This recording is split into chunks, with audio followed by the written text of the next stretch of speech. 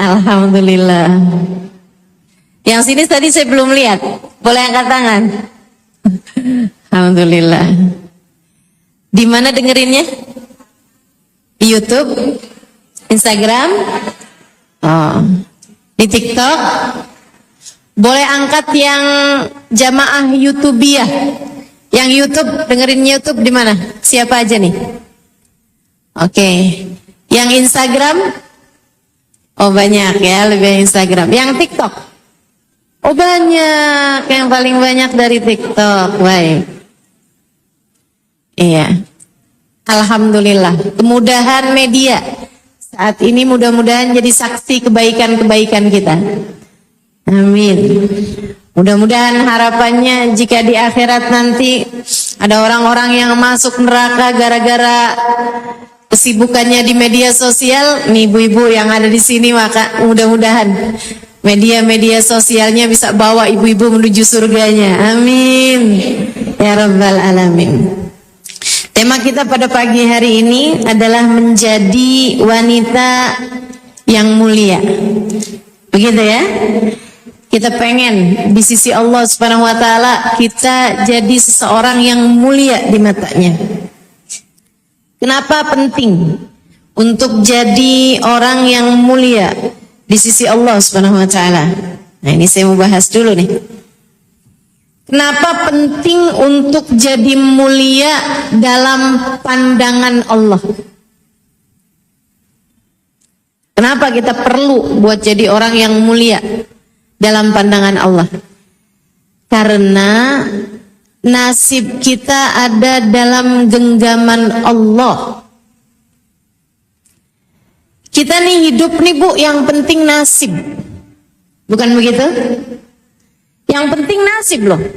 Ada orang cantik, tapi orang bilang kesian, nasibnya jelek. Akhirnya walaupun cantik-cantik, tapi dia KDRT sama suaminya, tapi dia rumah tangganya tidak bahagia, tapi dia anak-anaknya durhaka sama dia, ditinggalkan keluarganya. Kita bisa bilang cantik-cantik tapi nasibnya tidak baik.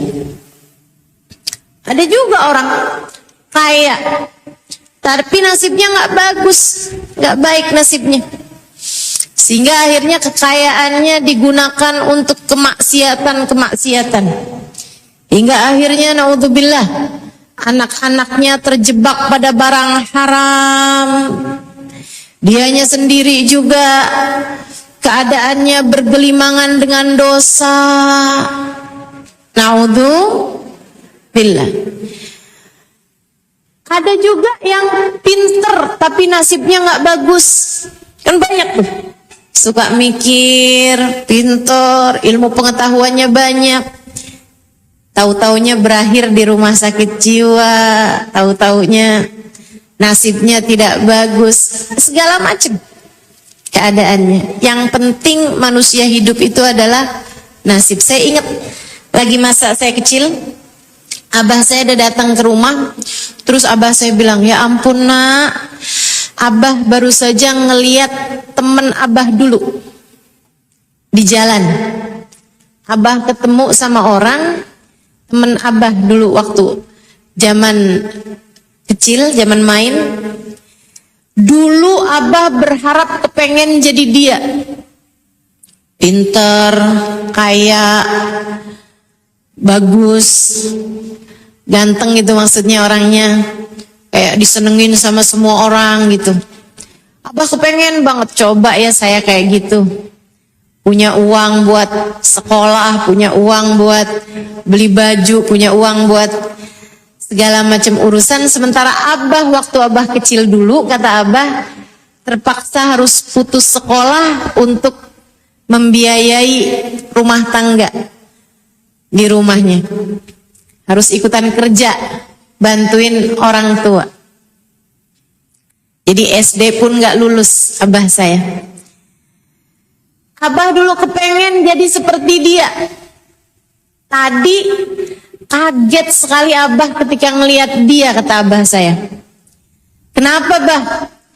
Karena orang itu yang dulu Abah kepengen jadi dia, ada di jalanan, di pinggiran jalan, ngemis-ngemis jadi orang gila.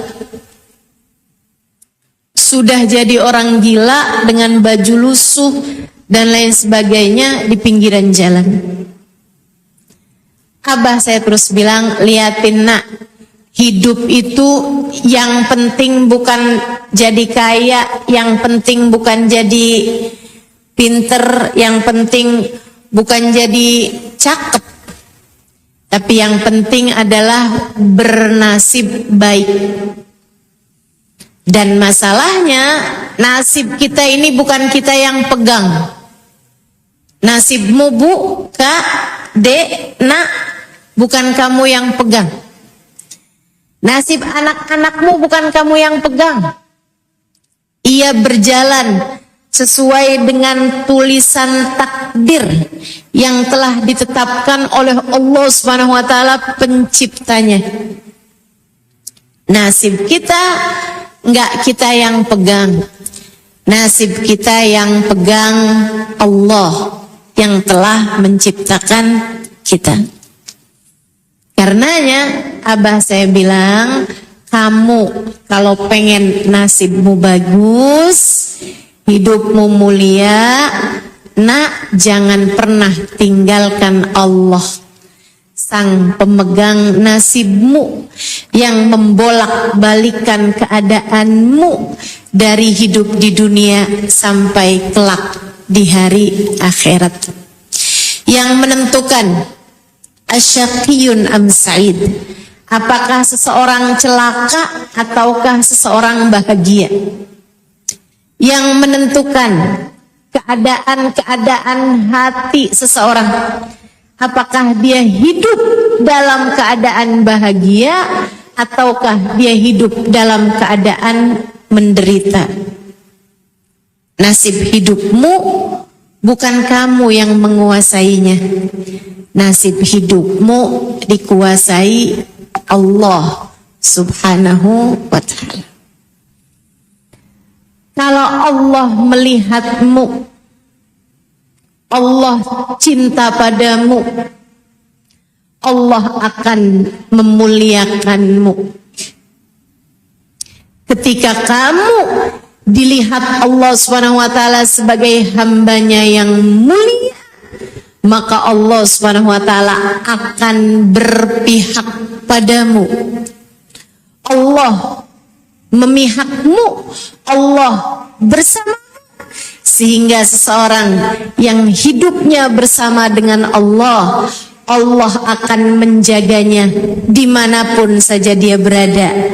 Akan diberikan kepadanya apa yang menjadi kebutuhan, keperluan hamba tersebut, dipenuhi, dicukupi hambanya tersebut dalam berbagai macam urusan. Orang kalau dicinta sama Allah, Allah akan mencukupinya. Seseorang yang disayang, dicinta, dirahmati oleh Allah Subhanahu wa ta'ala, Allah akan mencukupinya. Mencukupi rezekinya, mencukupi kasih sayang dari orang-orang di sekelilingnya, mencukupi hatinya dengan kebahagiaan dan kasih sayang dari Allah Subhanahu wa ta'ala, membuat dia tidak harus meminta-minta, berharap-harap cinta dan kasih sayang dari siapapun. Orang kalau sudah dikasih sama Allah Subhanahu wa ta'ala, yang lain bisa apa? Seseorang kalau sudah diberi oleh Allah Subhanahu wa ta'ala, tak ada siapapun dan apapun mampu menghalanginya. Jadi kita harus menjadi seseorang yang mulia di sisi Allah Subhanahu wa ta'ala.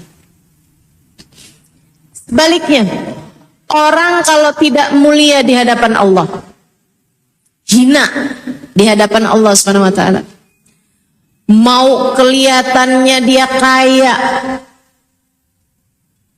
mau kelihatannya dia cantik, Mau kelihatannya dia pinter, tapi kalau sudah hina di sisi Allah Subhanahu wa taala, siapapun tak ada yang bisa memuliakannya. Hidupnya bakal menderita dunia sebelum kelak dia akan menderita di akhirat nanti. Dia punya banyak uang, tapi hatinya menderita. Dia pikir karena kekurangan harta, dia coba cari lagi hartanya sedemikian rupa, tanpa peduli halal haramnya, syubhat semua dia terjang. Tapi akhirnya karena memang Allah Subhanahu wa taala tidak berkenan memberi kepadanya, dia pun hanya kaya bohir tapi miskin hati. Maka hidupnya pun menjadi menderita. Na'udzubillah min dzalik. Na'udzubillah min dzalik. Enggak ada seneng-senengnya hidupnya orang yang hina di hadapan Allah. Enggak ada enak-enaknya kehidupan seseorang yang hina dalam pandangan Allah. Udah dikasih lihat kepada kita contoh-contohnya. Dari Fir'aun tenggelam di Laut Merah, ngaku jadi Tuhan. Matinya jangankan jadi Tuhan, ia bahkan tenggelam. Kalau Tuhan kan yang punya lautan. Kalau dia tenggelam di lautan, bagaimana mungkin dia sebagai Tuhan? Hina. Makanya sampai sekarang diabadikan Allah Subhanahu wa taala. Jenazahnya Fir'aun ada di Mesir, Bu. Jenazahnya Fir'aun dimumikan di Mesir. Ada yang pernah lihat Fir'aun? Ada? Nah, saya pernah satu kali, walaupun saya beberapa kali ke Mesir, tapi saya sekali aja ngelihat Fir'aun. Udah nggak kepengen lagi ketemu sama dia berulang-ulang kali. Fir'aun itu ternyata pendek. Dibandingin orang zaman sekarang aja pendek, apalagi dibandingkan orang zaman dulu kan lebih tinggi-tinggi. Pendek Fir'aun. Ibu-ibu sekalian, pendek ngaku jadi Tuhan. Allah abadikan buat ngasih pelajaran. Ini loh yang dulu sombong. Ini loh yang dulu minta kaum Bani Israel sujud kepada dia. Sekarang mati. Ditonton orang. Tiap hari orang ngantri mau lihat Tuhan bohongan. Atau mau lihat orang-orang yang ngaku jadi Tuhan, yang ngaku jadi Allah, yang ngaku jadi Allah. Fir'aun ini. Sehingga sekalian, bahkan sampai rambut-rambut di pelipisnya aja masih ada. Saya perhatiin Fir'aun. Ini dia nih yang ngaku jadi Tuhan. Ya Allah, betapa hinanya. Dihinakan orang sepanjang zaman, bukan cuma di zaman itu aja. Tapi sepanjang zaman orang lihat Fir'aun dan akan menghinanya, merendahkannya sampai dengan saat ini. Begitu pulang dari Mesir, suami saya tanya, "Gimana? Kamu udah lihat muminya Fir'aun?" Saya bilang sudah. Saya udah lihat muminya Fir'aun. Gimana muminya Fir'aun? Saya bilang tenang, kamu masih lebih cakep daripada Fir'aun. Masya Allah. Sekaya apapun, kalau sudah hina dalam pandangan Allah, tidak jadi apa-apa kekayaannya. Raja Namrud, zamannya Nabi Ibrahim, ngaku jadi Tuhan. Semua orang suruh nyembah sama dia. Kalau nggak mau nyembah dibunuh sama dia. Ibu-ibu tahu akhir kehidupannya? Sama Allah Bu, dimasukin binatang lebih kecil daripada lalat, lebih kecil daripada semut.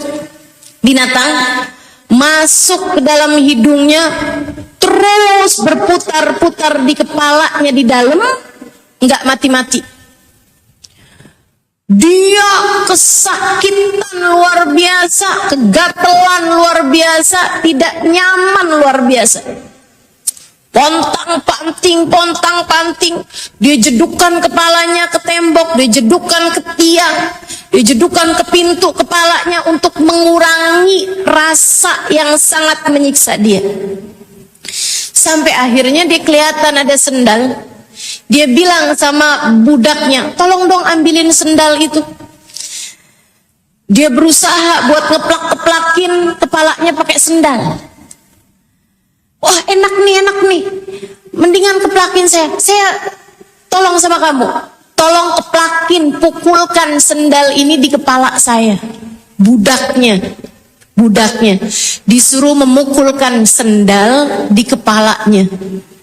Dia duduk, budaknya memukul-mukulkan sendal di kepalanya, sampai kemudian dia meninggal dunia dalam keadaan kepalanya dipukuli pakai sendal sama budaknya sendiri atas permintaan dia. Betapa hina orang yang Allah tidak berpihak padanya. Betapa hina orang yang tidak dimuliakan Allah Subhanahu wa taala. Yudhillu man yasha wa yu'izzu man yasha.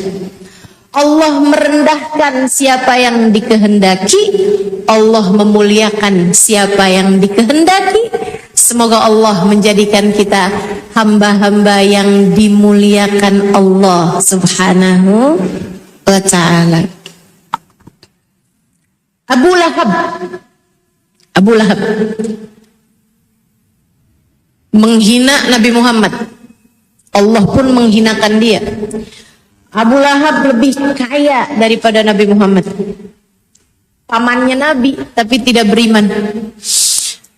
Bahkan Ummu Jamil istrinya, istri pamannya Nabi Muhammad, jadi tantenya Nabi Muhammad, bibinya Nabi Muhammad, tidak beriman kepada Allah SWT.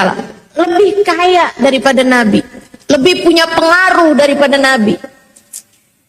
Akan tetapi Allah tidak berpihak kepadanya karena dia memusuhi Nabi Muhammad. Allah pun menghinakan dia. Abu Lahab meninggalnya sama Allah dikasih penyakit yang bahkan keluarganya pun takut kepadanya. Nggak ada yang kasih dia makan, nggak ada yang kasih dia minum, nggak ada yang mau deket sama tubuhnya ketika dia sakit. Katanya dokter, ini penyakitnya menular. Jadi keluarganya ngasih makan dia dari kejauhan, melemparkannya seperti ngasih makan seekor anjing. Ibu-ibu, saudari-saudariku sekalian yang saya muliakan, sampai di akhir kehidupannya Abu Lahab bilang, saya haus, kasih saya air. Keluarganya, Bu, ambil galah,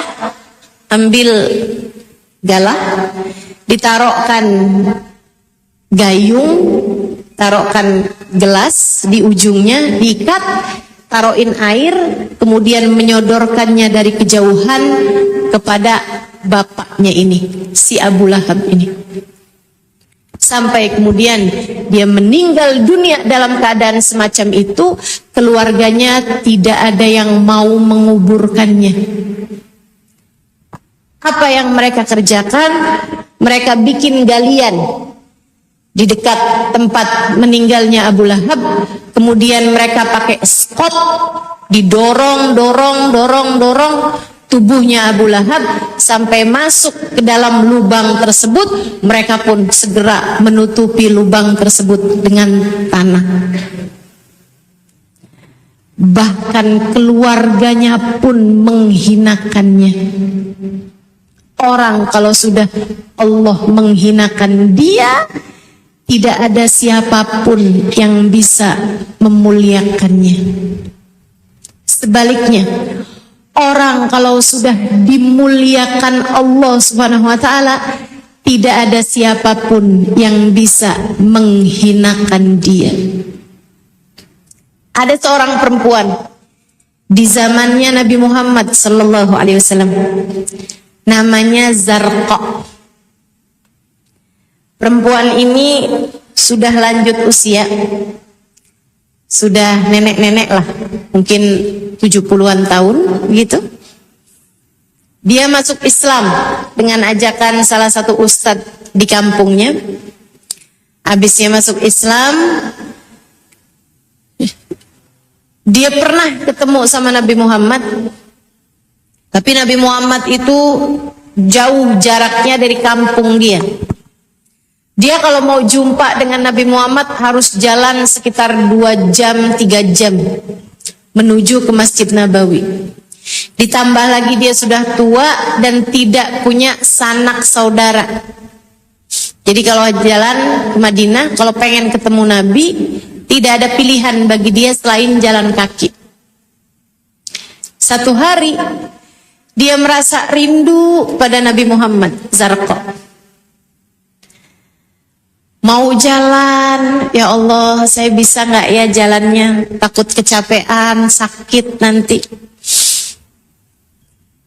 Tapi dia muter-muter, mikir-mikir. Dia bilang, ya Allah, saya hidup sezaman sama Nabi Muhammad.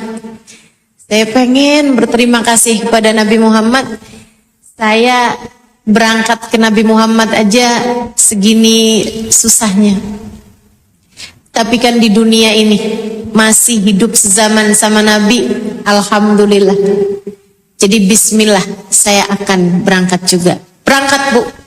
Pelan-pelan jalan sampai juga ke Madinah, ke Masjid Nabawi. Mau ketuk pintu rumah Nabi, rasanya malu dan kurang adab. Jadi akhirnya dia memilih untuk tunggu sampai Nabi Muhammad keluar. Karena memang demikian adabnya kalau kita jadi murid, nah itu ya, kita tunggu guru kita sampai dengan keluar, jangan ketok-ketok pintu. Dia tungguin sampai Nabi Muhammad keluar. Semasa dia menunggu, dia lihat masjid ada sampah-sampahnya. Dia kemudian bersihkan sampah-sampah yang ada di masjid tersebut. Pakai tangan dia pungut-pungutin, dia bersih-bersihkan masjid itu. Ketika dia bersihkan masjid tersebut, Nabi Muhammad mendekati dia. Assalamualaikum warahmatullahi wabarakatuh. Dipandang wajah Nabi Muhammad. Waalaikumsalam warahmatullahi wabarakatuh ya Rasulullah. Bu, ibu dari luar kota? Iya Rasul. Iya Rasul. Saya dari kabilah Fulan bin Fulan. Dia kasih tahu nama tempatnya dia. Wah, ibu jauh-jauh dari sana ke sini naik apa, Bu? Jalan kaki Rasulullah. Mau dagang, mau bertemu denganmu wahai Rasul. Wah, Masya Allah sekali ya Bu ya. Mudah-mudahan ibu hajat-hajatnya dijawab, didoakan sama Nabi Muhammad. Makasih ya Rasulullah, makasih, amin, amin, makasih ya Rasulullah. Udah penuh rasa hatinya dengan kebahagiaan, dia pulang. Tapi beberapa hari kemudian rindu lagi. Kali ini dia pergi lagi, berangkat lagi, sudah lengkap dengan bawa alat-alat bersih-bersih. Bawa sapu kecil, dia bawa alat bersih-bersih. Sampai di Masjid Nabawi dia sapu-sapu masjid. Dia bersih-bersihkan kotoran-kotorannya, semua dia rapikan. Kadang-kadang dia bisa lihat Nabi Muhammad. Kadang-kadang dikasih tahu nabinya lagi keluar kota. Karena Nabi sedang perjalanan pergi perang. Dia nggak bisa ketemu sama Nabi, tapi tetap dia sapu Masjid Nabawi hingga bersih. Baru dia pulang. Khidmah, berkhidmah, melayani Nabi Muhammad melayani agama Islam. Berbulan-bulan kemudian Zarqa tak lagi datang. Nabi satu waktu teringat Zarqa. Kemudian Nabi Muhammad berdiri. Habis selesai sholat, selesai zikir, Nabi berdiri. Bertanya kepada para sahabat, "Man minkum ra'a Zarqa?" Siapa di antara kalian yang melihat atau tahu keadaannya Zarqa? Para sahabat saling toleh menoleh. Zarqa siapa sih? Ya, siapa Zarqa? Siapa Zarqa? Bukan orang yang mulia di hadapan manusia, tapi dia mulia di hadapan Nabi Muhammad, yang tentu saja jadi mulia dalam pandangan Allah. Nabi kemudian bilang, "Itu loh Zarqa yang suka nyapu-nyapu di masjid kita ini. Oh, itu namanya Zarqa, itu namanya Zarqa." Kita kadang suka tidak tahu siapa orang yang bersihkan sampah depan rumah kita. Kita tidak cukup tanya siapa nama fulan, siapa nama fulan yang bahkan dekat dengan kita. Tapi Nabi tidak begitu. Ada seorang pemuda di belakang angkat tangan. "Ana ya Rasulullah, innaha jaratna." Saya Rasul, saya tahu dia. Karena dia tetangga saya, nggak jauh rumahnya dari saya. Satu kampung kami ya Rasulullah. Bagaimana kabarnya? "Innaha matat ya Rasulullah." Dia sudah meninggal dunia wahai Rasul. Nabi merah mukanya karena marah. Kata Nabi Muhammad, "Halla tusbiruni hatta usalli alaiha."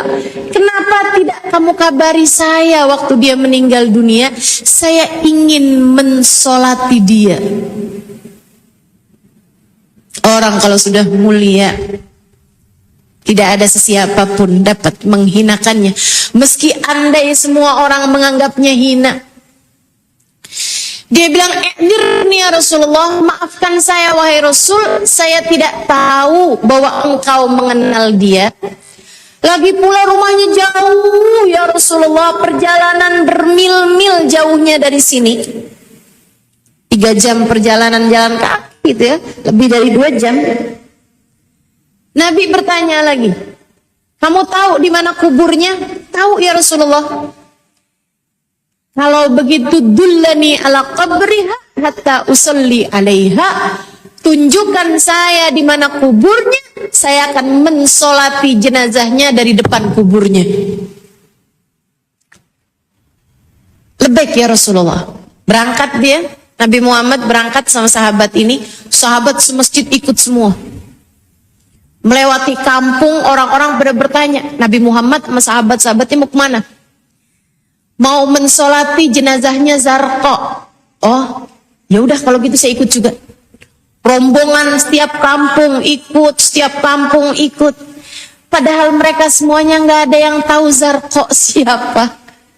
Nggak pernah ada yang melihat mukanya, nggak pernah ada yang apa. Sampai sholatlah Nabi Muhammad di depan kuburnya diiringi ribuan sahabat-sahabat yang ikut mensolati Zarqa dari depan kuburnya. Seseorang yang dimuliakan di sisi Allah. Zarqa hanya sekedar tukang sapu di Masjid Nabawi, tapi hati yang memuliakan Allah, hati yang dimuliakan Allah, Allah akan memuliakannya dengan caranya Allah. Bu, ibu tahu perempuan paling cantik atau laki-laki paling kaya di zamannya Imam Syafi'i? Nggak kenal. Saya nggak kenal. Saya nggak tahu siapa pengusaha paling hebat di zamannya Imam Syafi'i. Saya bahkan nggak tahu siapa presiden Mesir di zamannya Imam Syafi'i. Saya hanya kenal Imam Syafi'i. Namanya tersebar sampai di berbagai macam daerah, orang menamakan anaknya dengan nama Syafi'i. Kalau di Jawa jadi Sapei. Begitu harum namanya di mana-mana. Begitu kenal orang dengan Imam Syafi'i.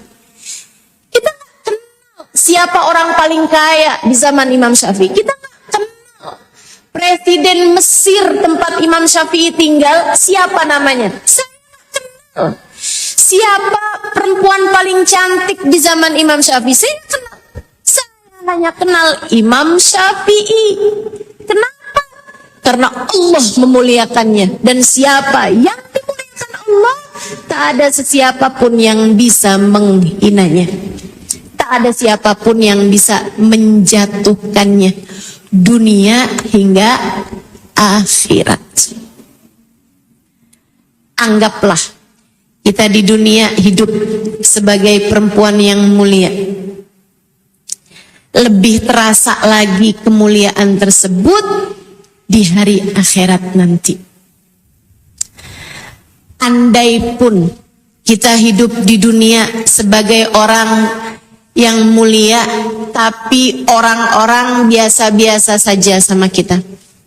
Maksud saya begini, orang mulia dengan orang yang hina sewaktu di dunia ini, yang mana yang dimuliakan Allah, yang mana yang dihinakan Allah, kadang tidak terlalu terlihat bedanya. Seperti yang tadi saya sampaikan, ada yang dikasih kaya tapi nggak mulia, ada yang dikasih kaya dan dimuliakan, ada yang dikasih cantik dimuliakan, ada yang dikasih tidak cantik dimuliakan, ada yang dikasih pinter dimuliakan, ada yang dikasih tidak pinter dimuliakan. Dunia nggak terlalu terlihat, tapi begitu datang sakaratul maut, hakikat manusia begitu terlihat. Hakikatmu begitu meninggal dunia langsung terlihat. Apakah kamu adalah perempuan mulia di sisi Allah, ataukah kamu perempuan yang hina? Na'udzubillah min dzalik.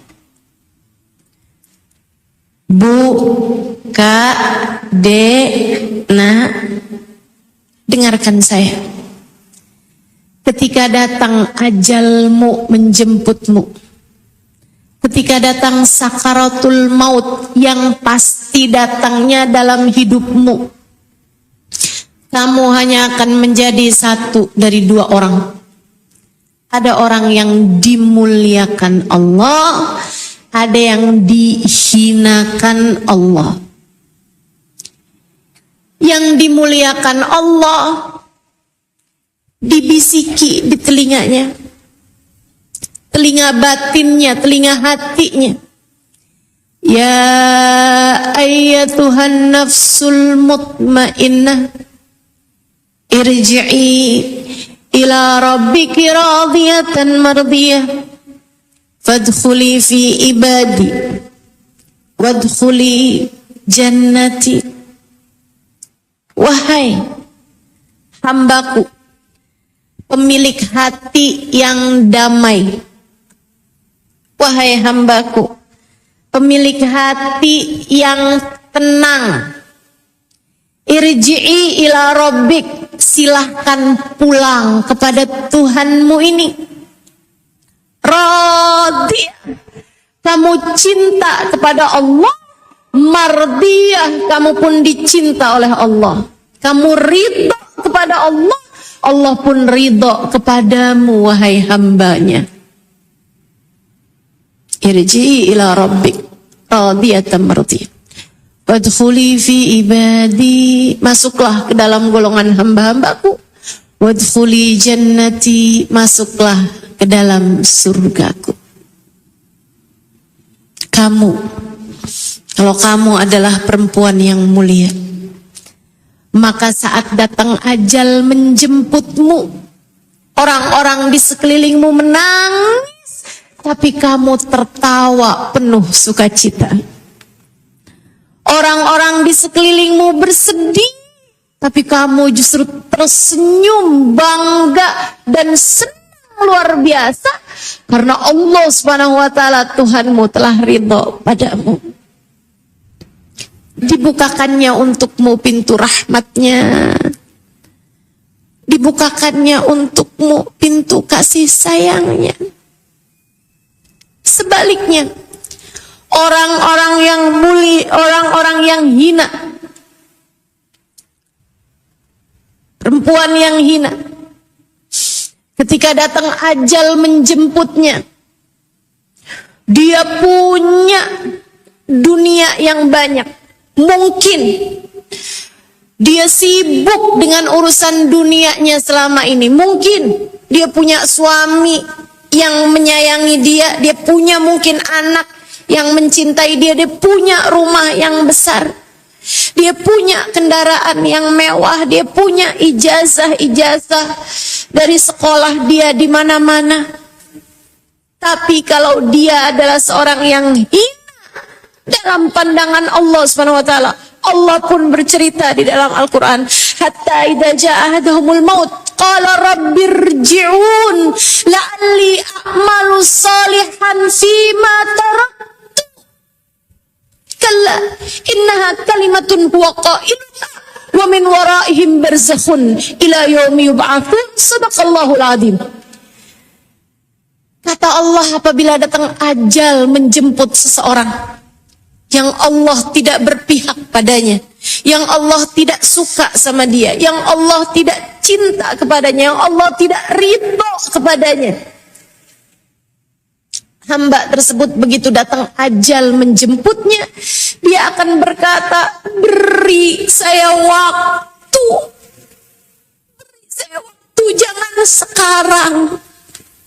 La'alli a'malu salihan, saya akan berbuat baik, saya akan bertaubat, saya sudah ini akan memperbaiki kehidupan saya tidak akan tinggal sholat lagi sesudah sekarang, saya akan bersedekah, saya akan membaca Al-Quran, saya akan hadir di majelis taklim, saya akan mencari majelis ilmu, saya akan berguru kepada orang-orang soleh, saya akan bangun malam, saya akan berzikir, saya akan puasa, saya akan beri saya waktu dan kesempatan 1 tahun aja. Tahun depan silahkan cabut nyawa saya. Tidak boleh 1 tahun, 1 bulan saja, 1 bulan saja. Kasih saya kesempatan 1 bulan. Tidak boleh 1 bulan, 1 minggu saja. Beri kepada saya kesempatannya. Tidak boleh 1 minggu, 1 hari saja, besok silakan cabut. Sekarang jangan dulu, sekarang saya masih ingin memperbaiki diri saya. Tidak boleh 1 hari, 1 jam saja sisakan untuk saya waktu. Saya akan memperbaiki diri saya akan sedekahkan harta saya akan minta maaf kepada orang-orang yang selama ini saya rendahkan, saya hina. Saya mau sumbang masjid, saya mau berbuat baik kepada saudara saya. Saya akan kembalikan uang yang saya ambil dari harta warisan.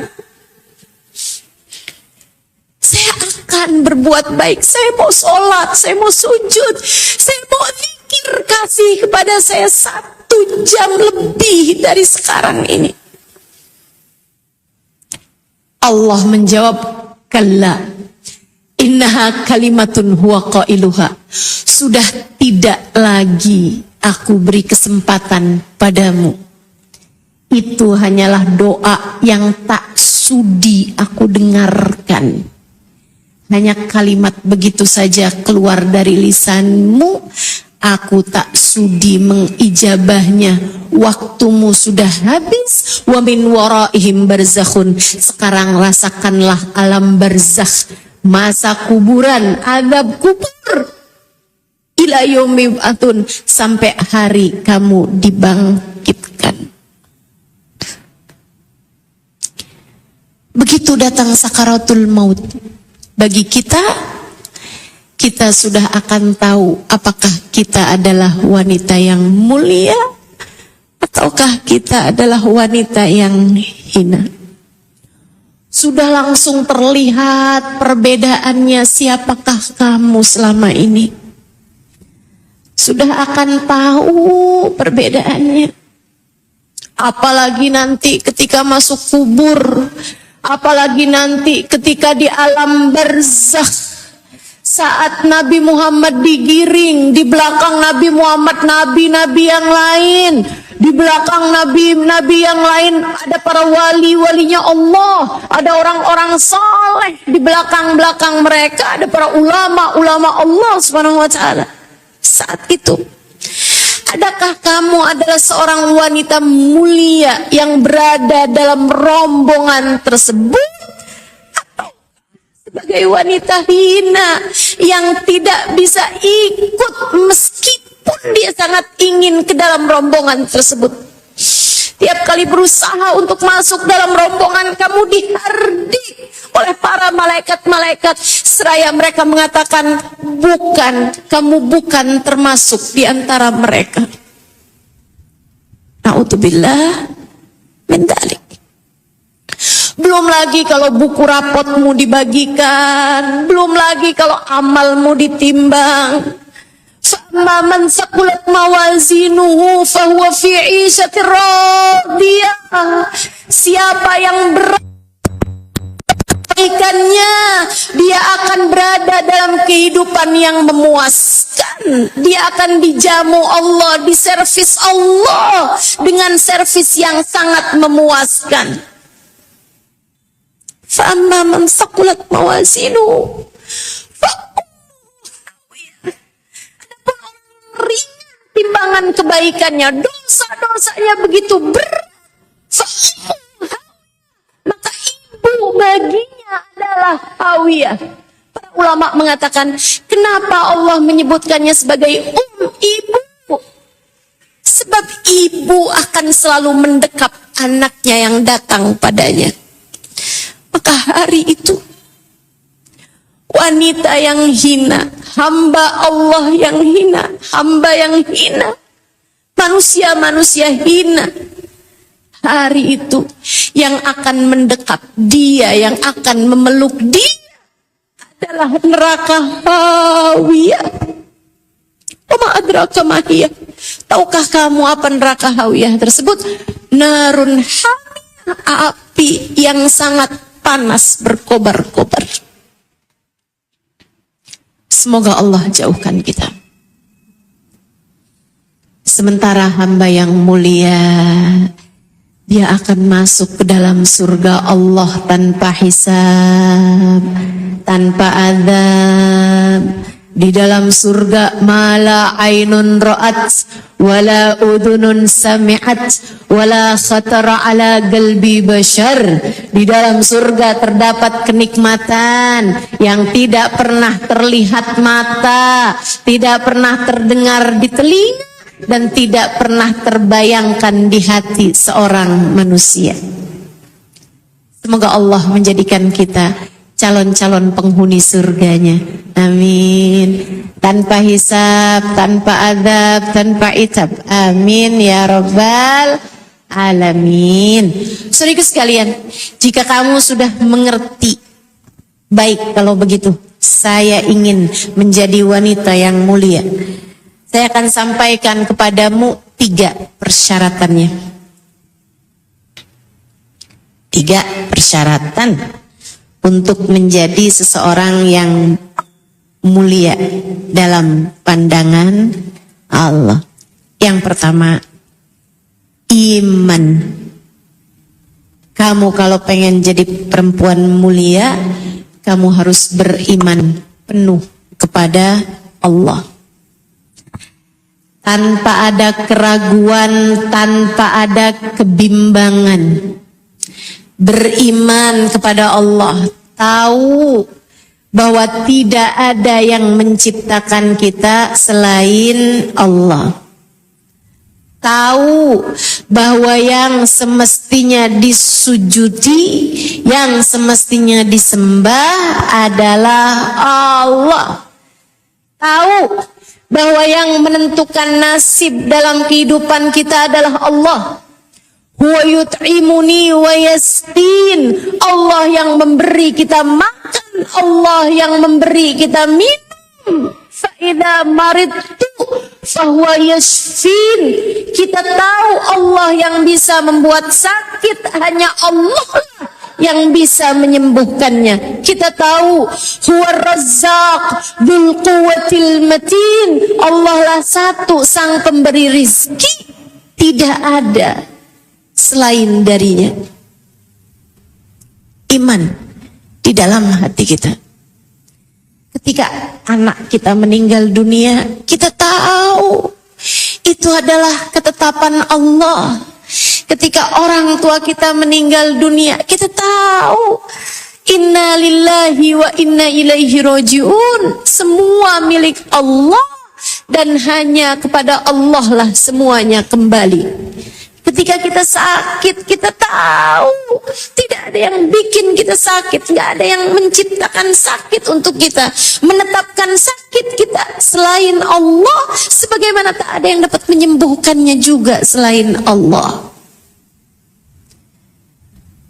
Kita tahu rezeki walaupun kelihatannya dari tangan suami, kelihatannya dari usaha di toko kita, kelihatannya dari ada yang laku dari jualan kita, kelihatannya dari uang gaji bulanan kita, kelihatannya dari hasil kita jual, hasil panen kita. Pada nyatanya semua rezeki datangnya dari Allah. Iman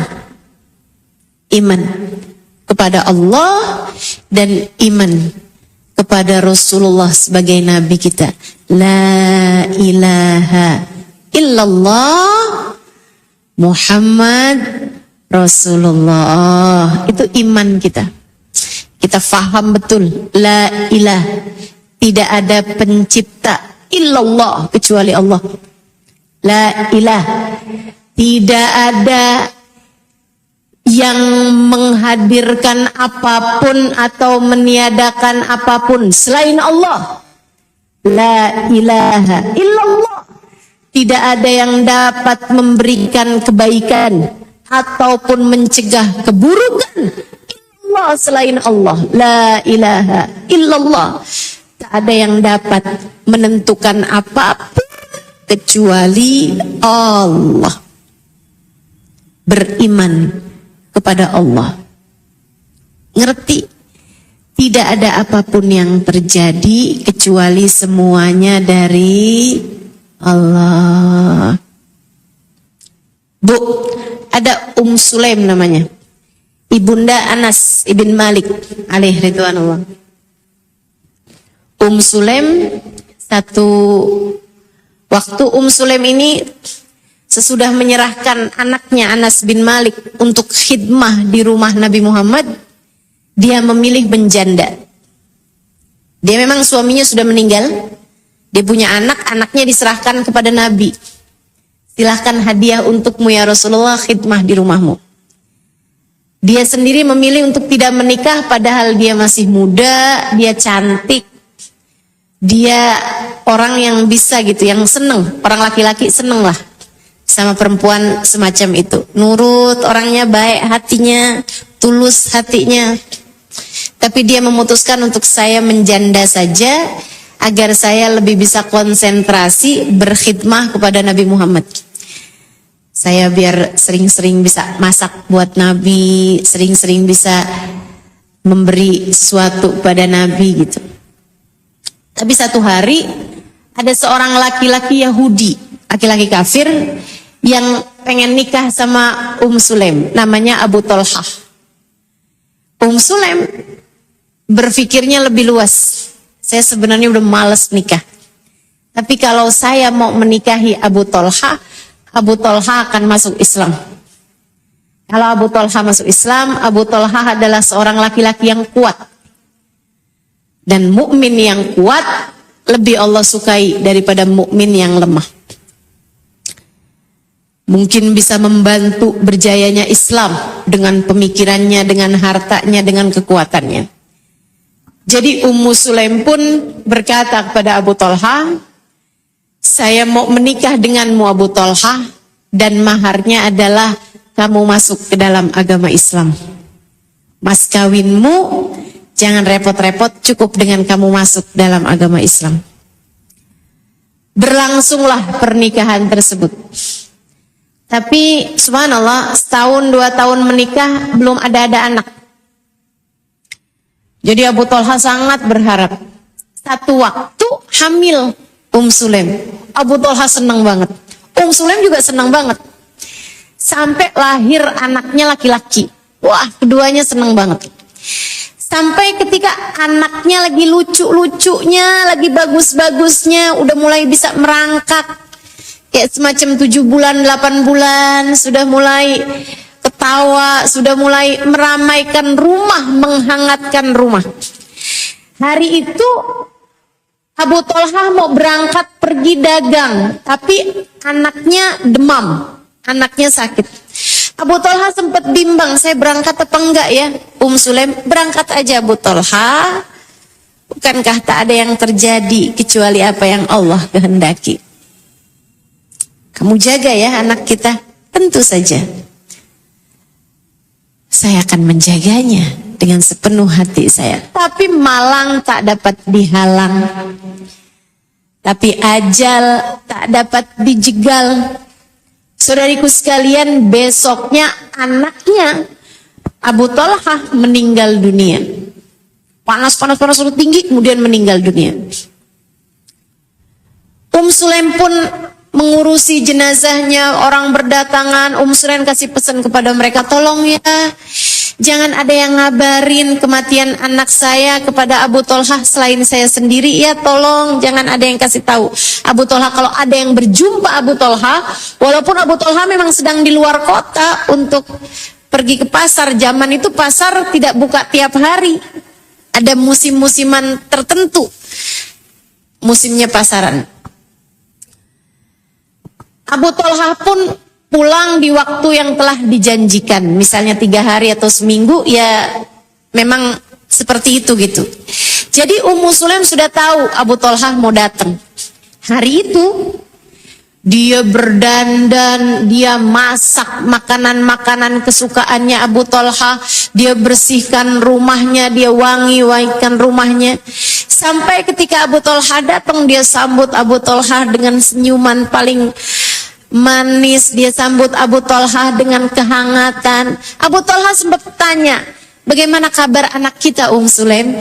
Sulaim sembari menjawab, sembari tersenyum dia menjawab, wa ahda ma yakun, anak kita sekarang sudah jauh lebih tenang.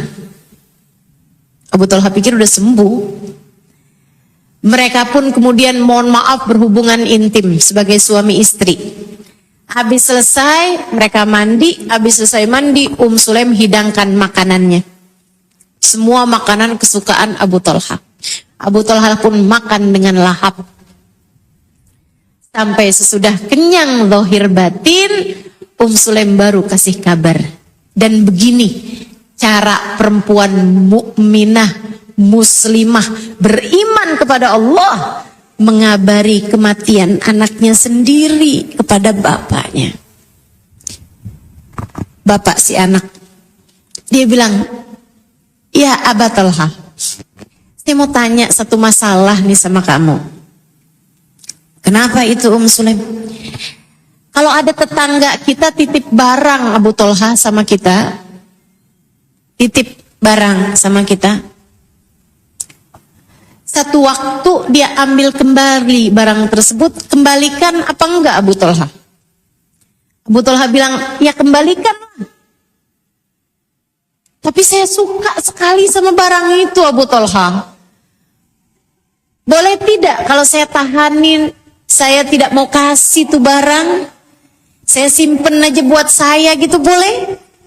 Tidak boleh Sulaim. Tapi saya sudah terlanjur sayang, terlanjur suka sama barang ini. Bolehkah saya tahanin? Tidak boleh Sulaim. Kamu harus kembalikan sebab bukan kita yang punya.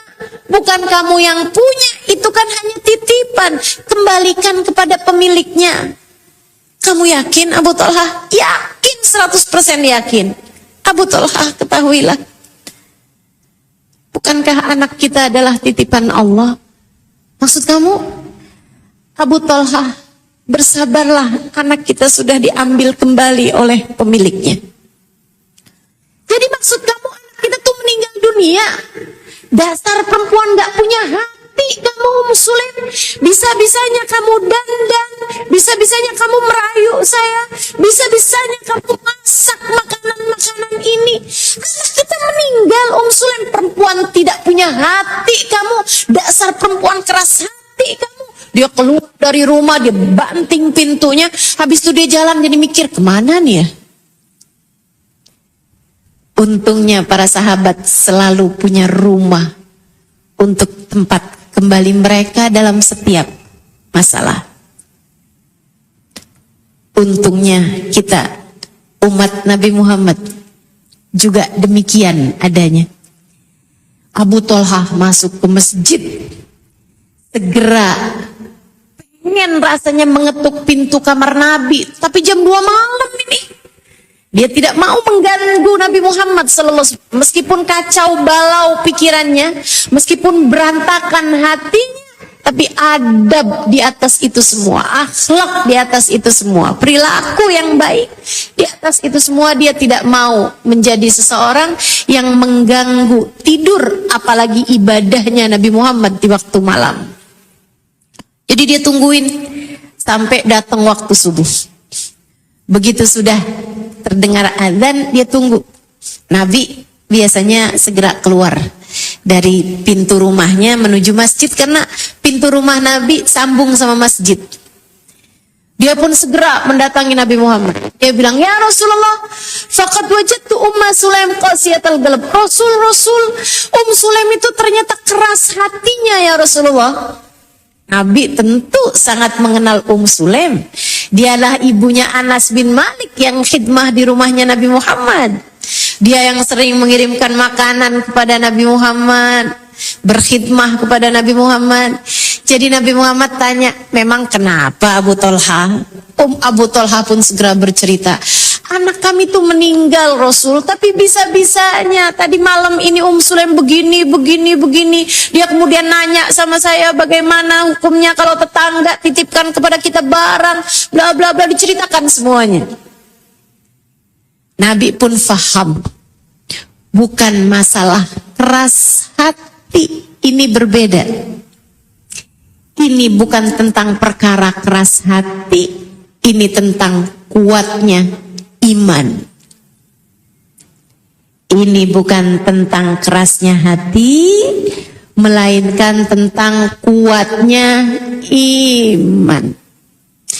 Iman kalau sudah kuat, dia akan faham apapun yang terjadi adalah yang terbaik yang Allah berikan kepada kita.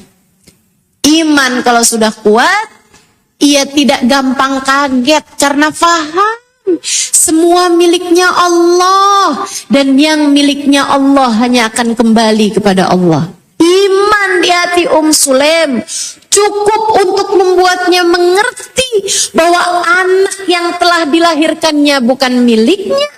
Anaknya ini adalah miliknya Allah Subhanahu wa taala. Anak kita, meski sesayang apapun kita kepadanya, dia tidak berada dalam kendali kita, ia berada dalam kendali pemiliknya, Allah Subhanahu wa ta'ala.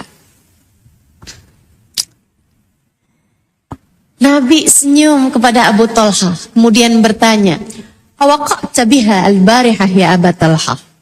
Apakah tadi malam kamu sempat berhubungan intim dengan Sulaim, wahai Abu Thalhah? Rasulullah, iya Rasul, karena saya nggak tahu kalau anak kami meninggal.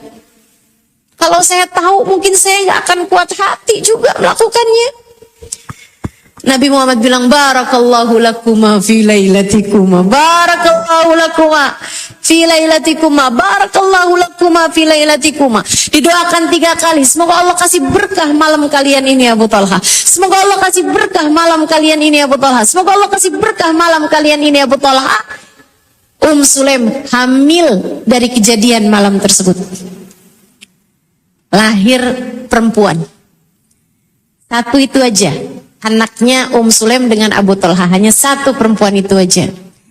Tapi di masa dewasanya, perempuan ini menikah dan punya anak lebih daripada 10.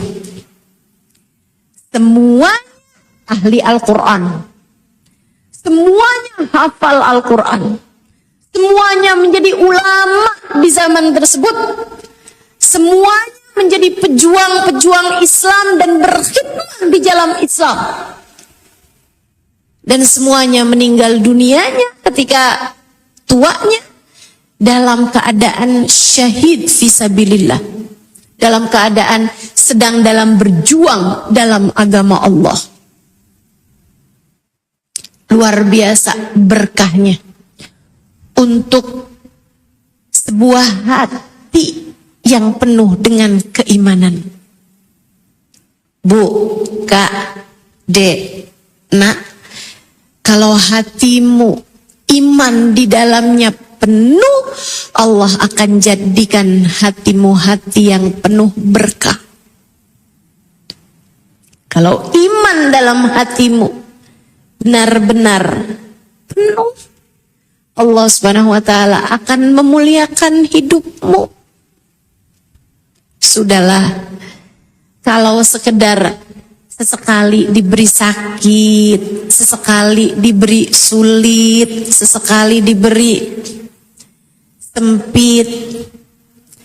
Namanya hidup memang begini, Bu. Ada yang diuji dengan harta, ada yang diuji dengan cinta. Biasa aja, hidup memang seperti ini. Biasa aja. Tinggal bagaimana kita tetap menjadi hamba Allah yang mulia dalam segala keadaan. Tinggal bagaimana kita tetap menjadi hamba Allah yang beriman padanya tanpa ada keraguan-raguan. Allah Subhanahu wa ta'ala.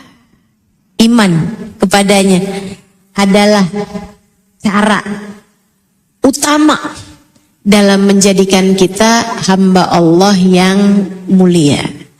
Kita menyaksikan asyhadu an la ilaha illallah wa asyhadu anna Muhammad Rasulullah. Kami menyaksikan, saya menyaksikan, kamu menyaksikan, kita menyaksikan. Tidak ada Tuhan selain Allah. Dan kita semua menyaksikan bahwasanya Nabi Muhammad utusan Allah. Tidak bisa dipisah. Sebab ada orang yang percaya sama Allah sebagai Tuhan, tapi tidak percaya Nabi Muhammad sebagai utusan. Imannya ditolak. Beriman adalah meyakini Allah sebagai Tuhan. Beriman adalah meyakini Nabi Muhammad sebagai utusan. Karena Nabi Muhammad yang bawa syariat, karena Nabi Muhammad yang bawa wahyu, inna dina indallahil Islam, kata Allah, tak ada agama yang diterima di sisi Allah selain daripada ajaran agama Islam yang telah dibawa oleh baginda kita Nabi besar Muhammad sallallahu alaihi wasallam. Maka tanyakan dalam hatimu, adakah iman kepada Allah telah berada di dalam hatimu itu? Dan adakah cinta kepada Rasulullah sudah ada di dalam hatimu itu? Kalau keduanya sudah kamu miliki, berarti tinggal dijaga keimanan tersebut.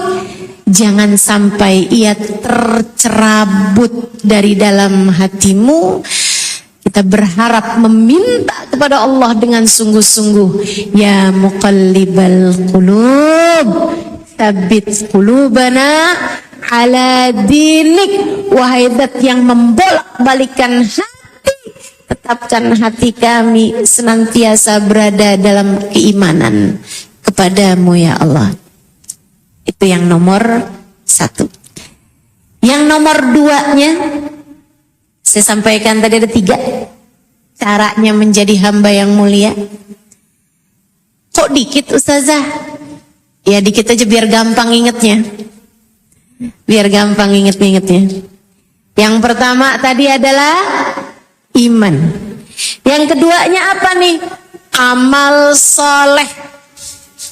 Selalu disandingkan Allah SWT sebagai syarat kemuliaan, syarat keuntungan, syarat kebahagiaan. Kata Allah Subhanahu wa taala, "A'udzubillahi minasyaitonirrajim. Bismillahirrahmanirrahim. Wal 'ashr. Innal insana lafi khusr illa alladziina amanu wa 'amilus shalihat." Iman sama amal soleh selalu saja Allah sandingkan. Wal asri, demi masa. Innal insana lafi khusr. Semua manusia rugi, semua manusia celaka, semua manusia tidak beruntung. Illa, kecuali yang enggak rugi, yang tidak celaka, yang bahagia, yang mulia. Alladzina amanu, orang-orang yang beriman. Cukupkah beriman? Tidak cukup. Ada syarat yang kedua, wa amilus sholihat. Beramal soleh, melaksanakan perintah Allah, meninggalkan dosa-dosa, menjadi hamba Allah yang bertakwa. 1 iman, 2 takwa. Takwa yang dimaksud di sini adalah amal soleh. Kita laksanakan perintah-perintah Allah dan kita jauhi dari dosa-dosa. Allah udah tahu yang wajib, Allah udah kasih tahu kepada kita. Yang wajib-wajibnya apa saja? Bunyal Islamu ala khams. Agama Islam ini dibangun dengan 5 dasar. 5 tiang bangunan Islam. Harus sama-sama berdiri. 1, roboh semuanya. Apa itu? Syahadatu an la ilaha illallah. Memberi penyaksian dengan lisannya. Bersyahadat kalimat la ilaha illallah. Wa anna Muhammad Rasulullah. Nabi Muhammad utusan Allah. Masuk dia ke dalam agama Islam. Tapi tidak cukup hanya itu. Karena itu baru tiang nomor 1. Ada lagi tiang nomor 2. Agar bangunanmu berdiri dengan kokoh, bangunan Islammu tidak pernah terguncang-guncang. Apa itu? Iqamus shalah, berdirikan salat. Imaduddin, kata Nabi Muhammad. Imaduddin, as-salatu imaduddin. Man hafidhaha faqad hafidhad-din, wa man dayya'aha faqad hadimad-din. Salat adalah tiangnya agama. Siapa yang salatnya berdiri tegak, maka berdiri tegaklah bangunan agamanya. Dan siapa yang menyia-nyiakan salatnya, siapa yang meremehkan salatnya, siapa yang berantakan salatnya, faqad hadimad-din, dia telah menghancurkan bangunan agamanya. Salat, jangan tinggal. Saya sih kalau lihat salat itu lebih kepada hadiah Allah buat kita, teman-teman. Bukan pada hadiah kita kepada Allah, bukan. Karena saya pikir-pikir begini nih. Orang kalau nggak dicinta amat, nggak mau loh ketemu sama kita 5 kali. Kamu mau nggak ketemu sama orang yang kamu nggak suka sehari 5 kali? Males banget ya, betul nggak? Kita mau ketemu 5 kali, 10 kali, 15 kali. Sama siapa? Tiap hari. Dalam seumur hidup kita. Mau kita sama orang yang kita sayangi dan menyayangi kita.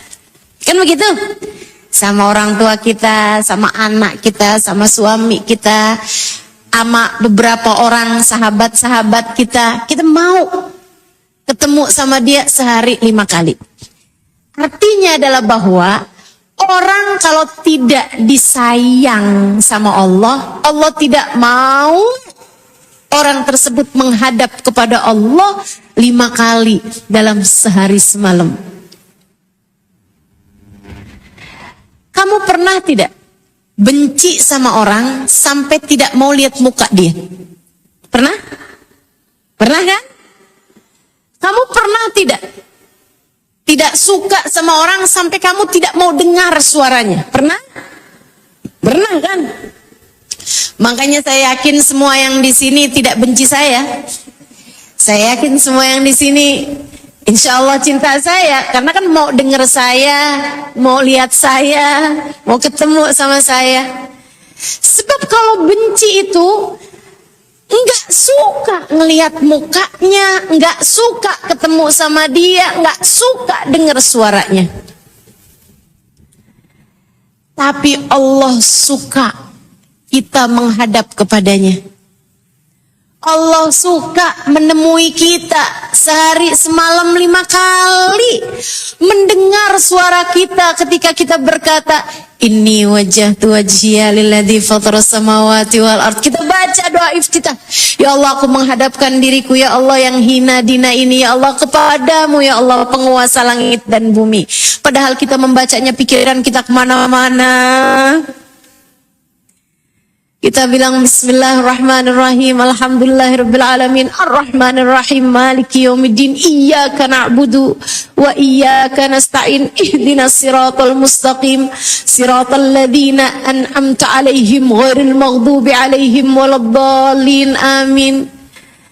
Segala puji bagi Engkau ya Allah, dengan namamu ya Allah yang Maha Rahman, Maha Rahim. Segala puji bagimu ya Allah Tuhan seru sekalian alam. Engkau Maha penuh kasih, Engkau Maha penuh sayang. Engkau adalah penguasa di hari kebangkitan. Hanya kepadamu aku beribadah dan hanya kepadamu aku mohon pertolongan. Tunjukkanlah kami semuanya Allah ke jalanmu yang lurus, jalannya orang-orang yang telah Engkau beri nikmat kepada mereka, bukan jalannya orang-orang yang salah, yang tersesat, tidak pula jalannya orang-orang yang Kau murkai. Kita bilang amin. Walaupun kita membacanya pikiran kita lagi ingat-ingat masakan, lagi ingat-ingat urusan suami yang belum pulang, tapi Allah masih senang mendengar suara kita, membacakan firman-Nya, sehingga Allah masih terus biarkan kita sholat duhur, kemudian sudahnya asar, datang lagi malam kita sholat maghrib, kemudian lagi isya, kemudian lagi datang fajar terbit kita sholat lagi subuh. Allah masih membiarkan kita melakukannya karena kita tidak dibenci di hadapan Allah, karena kita dicinta di hadapan Allah. Makanya sering saya sampaikan, ketika kamu sholat, bukan hanya karena kamu mau sholat, tapi karena kamu masih punya nilai di hadapan Allah, sehingga Allah perkenankan kamu menghadap kepadanya. Saya ulangi, biar kamu ingat. Ketika kamu sholat, bukan hanya karena kamu mau sholat, melainkan karena kamu masih punya nilai di hadapan Allah.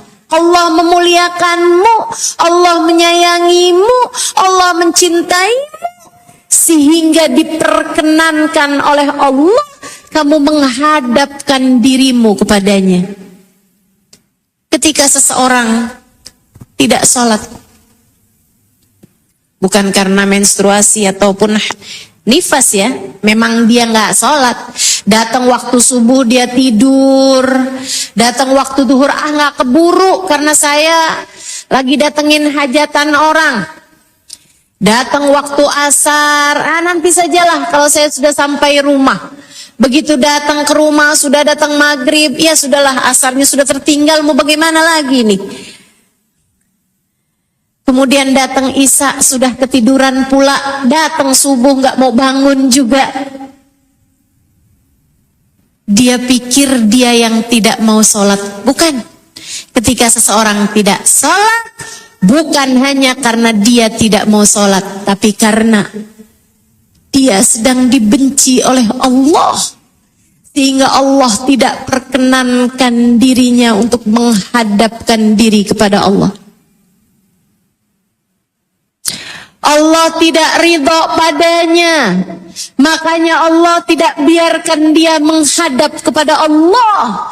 Allah tidak lagi menjadikannya mulia. Dia sudah jadi seseorang yang hina di mata Allah. Allah tidak mengizinkannya untuk sujud padanya. Allah tidak mengizinkannya merunduk di hadapannya. Allah tidak mengizinkannya untuk membaca doa di hadapannya. Allah Subhanahu wa taala tidak mengizinkannya untuk mengucapkan salam kepada Allah dan salam kepada Rasulullah dalam tiap tahiyat. At-tahiyatul mubarakatus salawatut thayyibatu lillah. Ucapan salam penghormatan, doa, ibadah kami haturkan, kami persembahkan kepadamu ya Allah. Assalamu alayka Nabi wa rahmatullahi wa barakatuh. Salam kesejahteraan untukmu wahai seorang nabi, serta rahmat Allah dan keberkahannya tertuju padamu. Allah tidak mengizinkan orang ini untuk mengucapkan salam kepada Allah dan tidak pula diizinkan untuk mengucapkan salam kepada Rasulullah, karena dia sudah tidak lagi bernilai di sisi Allah, karena dia sudah terusir dari kehadirat keridhoannya. Jangan tinggal sholat, jangan mau meninggalkan sholat. Hubungan antaramu dengan Allah Subhanahu wa taala, tali cinta antaramu dengan Allah Subhanahu wa taala, rasakan dan nikmati saat kamu sedang terbenam dalam sujud, saat kepala dengan kaki sama rata, terlihat hina, tapi kita memang menghinakan diri kita di hadapan Allah. Seolah-olah kita berkata, ya Allah, meskipun di hadapan manusia kepalaku yang paling berharga, kakiku yang paling di bawah, tapi di hadapanmu saya hanyalah hamba. Tak ada beda antara letak kaki ataupun letak kepala. Sebab saya hambamu ya Allah, dan engkaulah pemegang nasibku ya Allah. Engkau Sang Maha Agung ya Allah. Berikan segala kebaikan bagi hambamu ini ya Allah. Makanya Allah paling suka sama hambanya yang selalu sujud padanya. Bahkan aqrab ma yakunul abad min rabbihi fahuwa sajid fa'aktsiru fihi du'a faqamin an yustajabalah. Kata Nabi Muhammad, tempat terdekat seorang hamba dengan Allah Tuhannya adalah saat dia sedang sujud, maka perbanyaklah doa dalam sujudmu, sangat mungkin doamu diijabah Allah.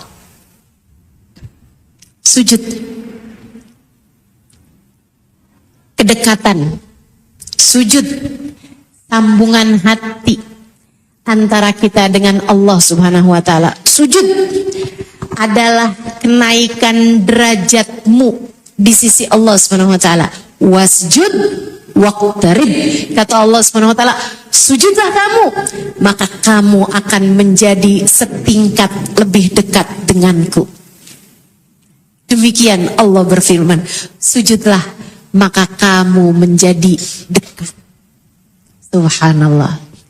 Katanya Habibana Ali Habsyi, penulis kitab Maulid Simtudurar, dalam salah satu bait-bait qasidahnya, seorang ulama terkemuka pada zaman sekitar 115-an tahun silam, beliau Habib Ali Habsyi pernah mengatakan, Ali idza qad marid syafahu fi'lus shalah la'alla syirasifa fi wab'i tilkal jibah. Kata beliau, Ali ini kalau lagi sakit obatnya ngerjain salat. Obatnya ngerjain salat. Salat sunnah diperbanyak, salat sunnah diperbanyak. Salat malam dikerjakan, salat duha dikerjakan, salat sunnah witir dikerjakan, antara maghrib isya dikerjakan. Semua salat dia laksanakan, salat sunnah. Ali kalau lagi sakit, obatnya menambahkan sholat sunnah. Kalau yang wajib tidak ada pilihan, semua harus kerjakan. Tapi saya kalau lagi sakit, saya tambahkan sholat sunnah, kata Habib Ali Habsyi. Kenapa gitu Habib? Sembuhnya saya la'alla syirrus sifa fi wadhi tilkal jibah. Allah menjadikan rahasia kesembuhan ada pada diletakkannya dahi, diletakkannya kening di tempat sujud kita. Di sanalah Allah akan memandang kita dengan pandangan kasih sayangnya. Dan Allah kalau sudah memandang hambanya dengan pandangan kasih sayang, Allah tidak akan menyengsarakan hidupnya dimanapun dan kapanpun saja dia berada. Sholat, apalagi selain sholat, zakat. Bayarkan zakatmu yang wajib, bayarkan juga sedekah-sedekahmu yang sunnah. Bayarkan, jangan jauh-jauh hidup dari sedekah. Kita pasti lihat di negeri kita, di kampung kita, ada saja orang-orang yang rajin bersedekah. Dan coba kamu lihat, sedekah ini teman-teman adalah satu amalan yang Allah pasti akan balas bahkan dari non-muslim sekalipun. Orang dia nggak Islam nih, tapi rajin sedekah, seneng sedekah, dia suka kasih orang, Allah akan balas. Berupa apa balasannya? Berupa kehidupannya yang akan jadi semakin berkah, kesehatan badannya, ketentraman rumah tangganya, keharmonisan rumah tangganya, dan rezeki yang melimpah. Mana qasmal minas sadaqat, kata Nabi Muhammad, bal yazdad. Tidak akan berkurang harta dengan sebab sedekah, bahkan bertambah. Salah satu dari pilar-pilar agama kita. 1, syahadat. 2, salat. 3, zakat. Zakat untuk yang wajibnya, dan yang sunnahnya namanya adalah sedekah. Kemudian yang berikutnya adalah puasa. Puasa ada yang wajib, sama halnya dengan sholat tadi itu.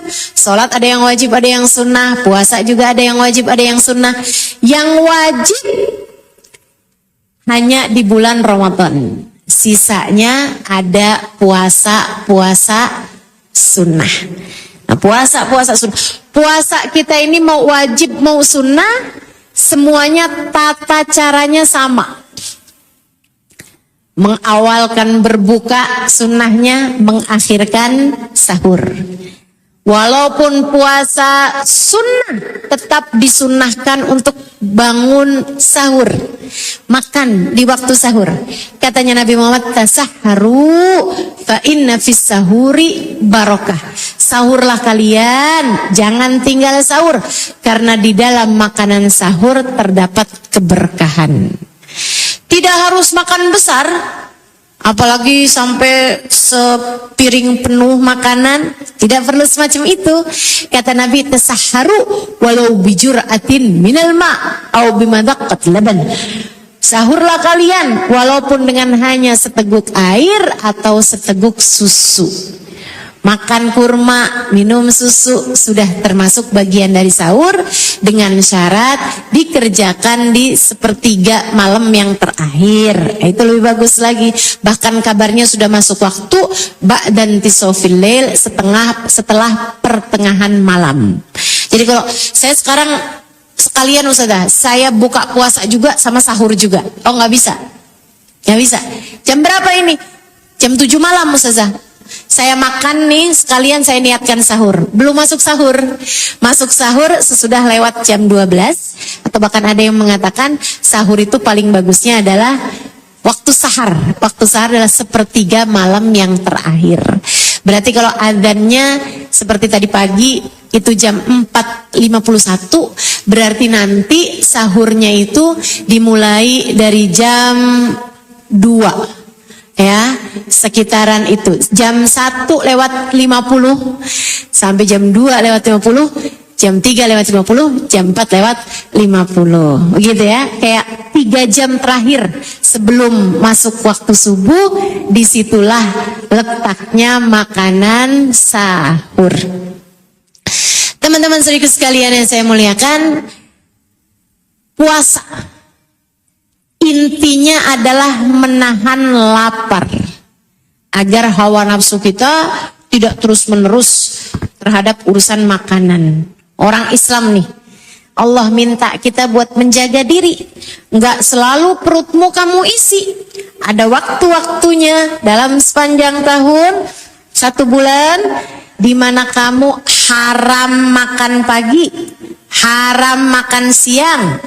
Makanmu adalah dari sejak terbenamnya matahari sampai terbitnya subuh. Nah itu boleh makan, tapi sisanya dari azan subuh sampai datang azan maghrib, ketika matahari terbenam, pada saat itulah kamu menahan diri dari lapar. Puasa intinya menahan diri dari lapar. Kenapa? Ini saya kasih tahu. Kenapa dalam Islam ada puasa? Teman-teman, orang itu musuh paling besar dalam hidup kita. Bahkan bukan setan, Bu. Musuh paling besar dalam hidup kita nih namanya hawa nafsu yang kita ikuti. Makanya kalau kamu pengen bisa selamat, pengen jadi perempuan yang mulia, harus kamu bisa tahan hawa nafsu tersebut. Salah satu dari jenis penahanannya adalah terapi puasa yang Allah Subhanahu wa taala berikan dalam kehidupan kita ini. Tahan diri dari makan. Jangan makan. Habis subuh jangan makan. Jangan makan. Minum boleh nggak ya Allah? Nggak boleh juga. Makan minum nggak boleh. Dari azan subuh sampai datang waktunya maghrib. Itu intinya dari menahan diri terhadap hawa nafsu. Di sanalah letak kedekatan kita dengan Allah Subhanahu wa taala. Katanya Nabi Muhammad kepada Sayyidah Aisyah, "Ya Aisyah, dawimi ala qar'i babillah." Wahai Aisyah, sering-seringlah mengetuk-ngetuk pintunya Allah. Aisyah, selalulah ketuk-ketuk pintunya Allah. Sayyidah Aisyah tanya, "Ya Rasulullah, kaifa agra baballah?" Bagaimana cara saya mengetuk-ketuk pintunya Allah? Kalau mengetuk pintu kamarmu saya bisa, wahai Rasul. Kalau mengetuk pintu rumahmu saya bisa. Tapi kalau mengetuk-ngetuk pintunya Allah, bagaimana caranya? Nabi Muhammad menjawab, "Bilju', dengan kamu menahan lapar." Saat kamu menahan lapar, kamu sedang bersimpuh di pintu Allah, mengetuk-ngetuk pintunya Allah. Maka emang benar, orang kalau lagi lapar lebih mudah khusyuknya. Makanya Bu, saya sudah mengajar nih, udah hampir 20, sudah lebih dari 23 tahun, 23 tambah 3, 26. Sudah 26 tahun, 27 tahun saya mengajar. Dari di Kota Tarim sampai di sini, saya bisa mengerti diri saya bisa tahu, jangan pernah mengajar dalam keadaan perut saya kekenyangan. Begitu perut saya kenyang, saya sulit untuk konsentrasi. Begitu sedang kenyang, ibu-ibu sekalian, saya sulit untuk mengingat-ingat. Hadisnya Nabi sulit, ayat Al-Quran sulit, bisa tapi sulit. Dan sulit sekali untuk bisa merasakan dari dalam hati. Sulit untuk bisa khusyuk, sulit untuk bisa terkoneksi, tersambung dengan apa yang saya ucapkan. Antara hati saya dengan apa yang saya ucapkan, sulit sekali untuk tersambung di saat saya sedang dalam keadaan kekenyangan. Makanya saya lihat juga, kalau ada ibu-ibu yang di pengajian ngantuk, ini kayaknya kekenyangan ini. Antara kekenyangan atau tadi malam habis begadang, ya kurang tidur atau kepenuhan perutnya, begitu kan? Nah, jangan kenyang-kenyang. Kalaupun makan, kita ikuti apa yang disabdakan baginda kita Nabi besar Muhammad, "Nahnu qaum la na'kul hatta naju' wa idza akalna la nashba." Kami adalah orang yang tidak makan kecuali sesudah lapar dan apabila makan sudah berhenti sebelum kenyang. Nanti kalau udah kita puasa, begitu datang maghrib, kita disunahkan untuk buka puasa terlebih dahulu daripada sholat maghrib. Buka puasa dulu daripada sholat maghrib. Jadi kamu, Ustazah saya kepengennya sholat maghrib dulu. Jangan, buka puasa dulu aja. Tapi biar tidak terlambat Ustazah sholat maghribnya, ya jangan makan kelamaan. Makan sedikit aja, namanya kan juga berbuka.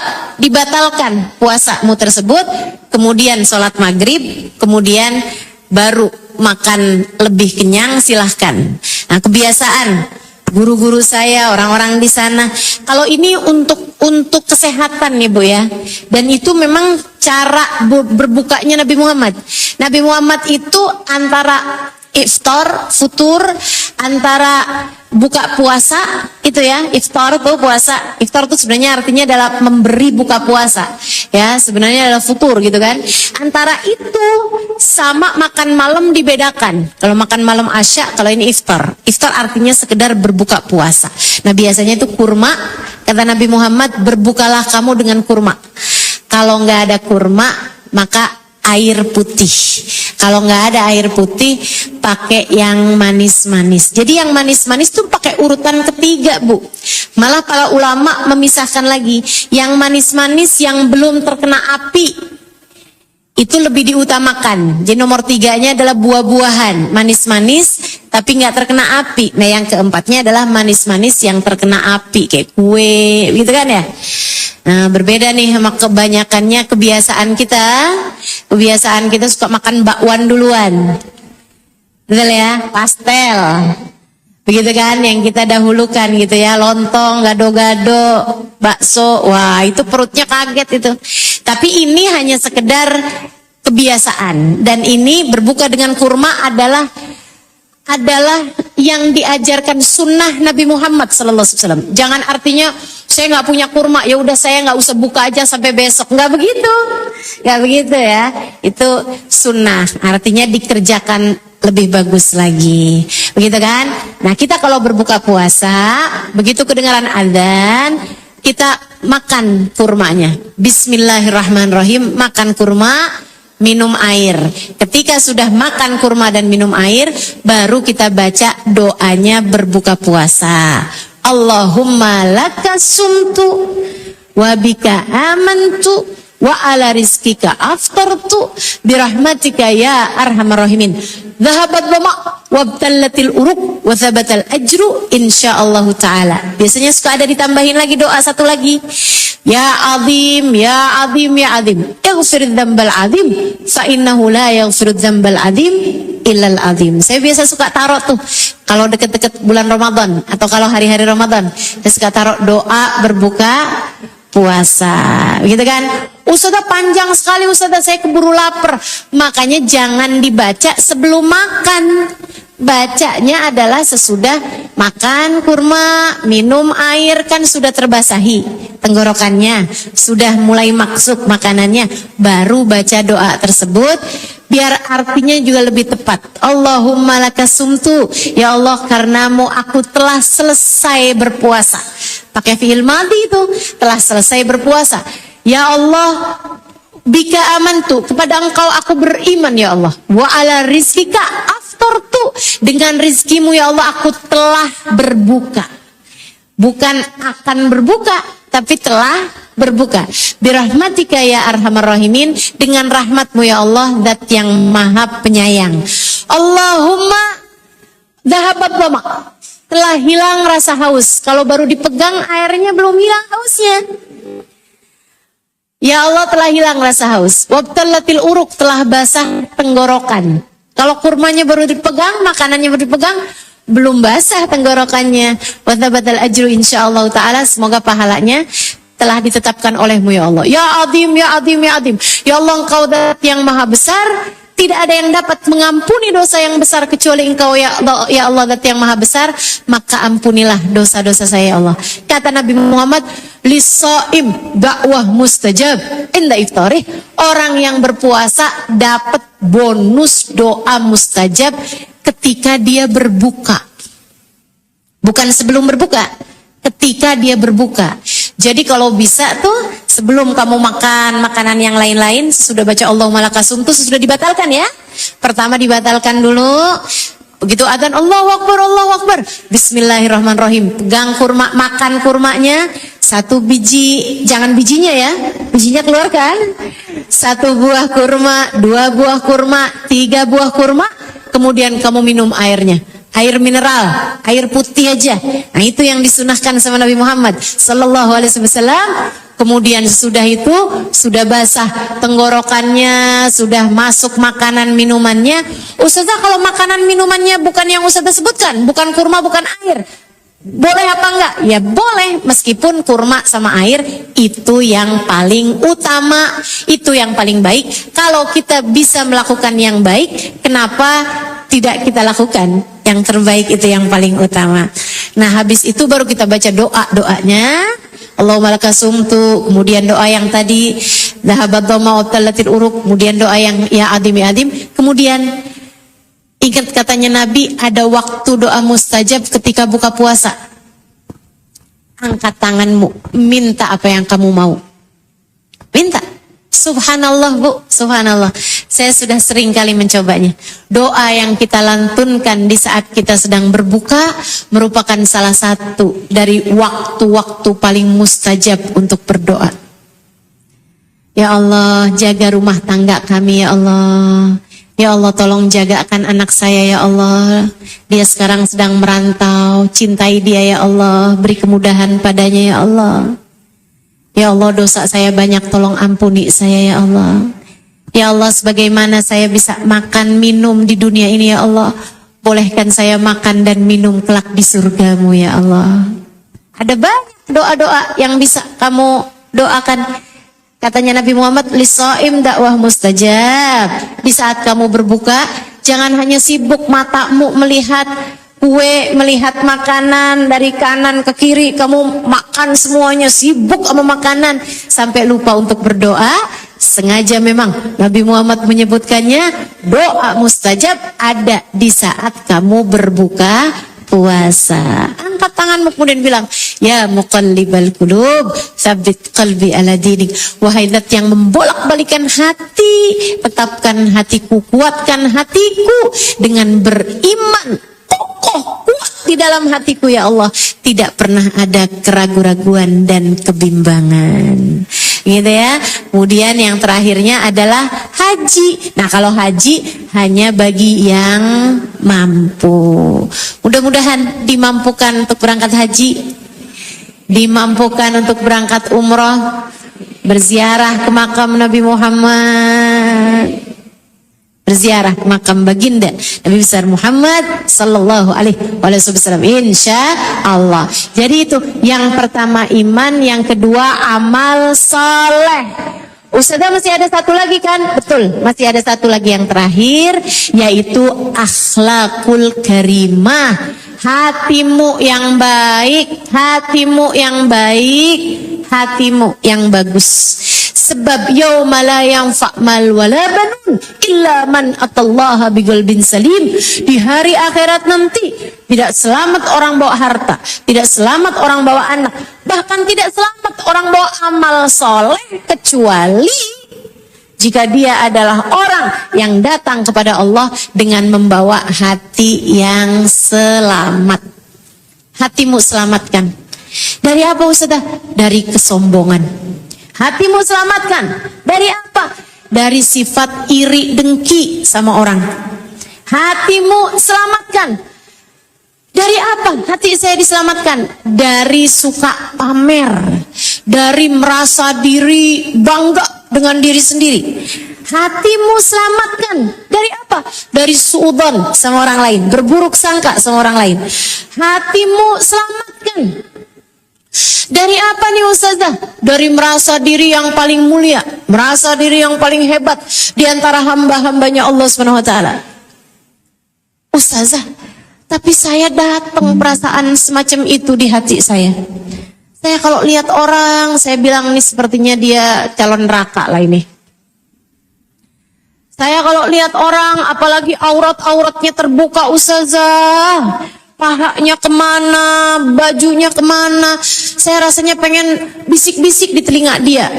Malaikat penjaga neraka kirim salam sama kamu, ya Allah.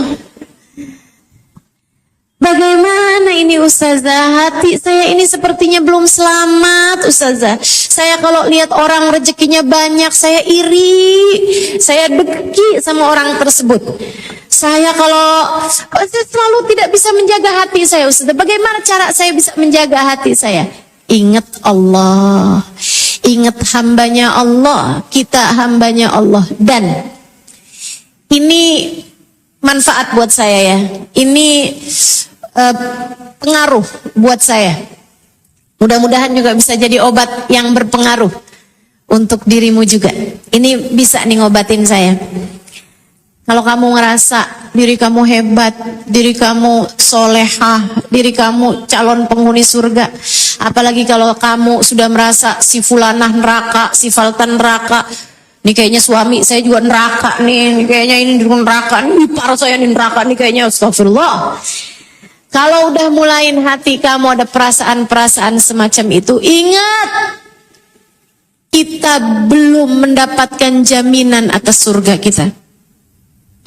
Belum ada malaikat Jibril ngasih tahu kita bahwa kamu layak atas surga.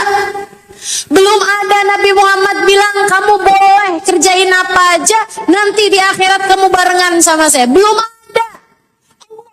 Pernah menjanjikan untukmu secara umum, iya, secara umum orang yang beriman kepada Allah akan masuk surga. Tapi apakah iman masih ada di dalam hatimu saat datang ajal menjemput? Kita nggak tahu teman-teman, kita nggak tahu. Allah punya hak mutlak untuk bisa memasukkanmu ke dalam neraka. Allah bisa memasukkanmu ke dalam neraka. Allah bisa mencabut iman di dalam hatimu di saat ajal datang menjemput. Allah bisa mencabut iman dalam hati saya saat ajal menjemput saya. Allah bisa memasukkan saya ke dalam neraka. Karenanya saya hanya akan minta kepada Allah, ya Allah, tolong saya, ya Allah, selamatkan saya, ya Allah. Saya belum tentu jadi hamba yang Kau ridhoi, ya Allah, ridhoi saya, ya Allah. Sayangi saya, ya Allah, bimbing saya, ya Allah, bimbing saya. Bimbing saya.